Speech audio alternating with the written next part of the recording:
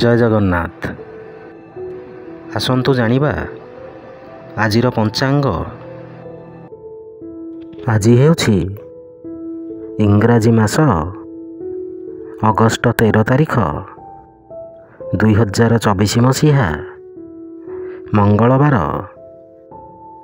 ଆଜି ହେଉଛି ଶ୍ରୀକ୍ଷେତ୍ରରେ ଝୁଲଣ ଯାତ୍ରା ଅଧିବାସ। ଓଡ଼ିଆ ମାସ ହେଉଛି ଶ୍ରାବଣ ମାସ। ପକ୍ଷ ହେଉଛି ଶୁକ୍ଳପକ୍ଷ।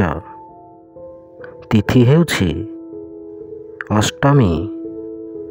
ନକ୍ଷତ୍ର ହେଉଛି ବିଶାଖା ନକ୍ଷତ୍ର। କର୍କଟ ଦିନ 29। ପୁରୀକୁ ସୂର୍ଯ୍ୟୋଦୟ ସମୟ ହେଉଛି 5:30 ଓ ସୂର୍ଯ୍ୟାସ୍ତ ସମୟ ହେଉଛି 6:13। ଜୟ ଜଗନ୍ନାଥ।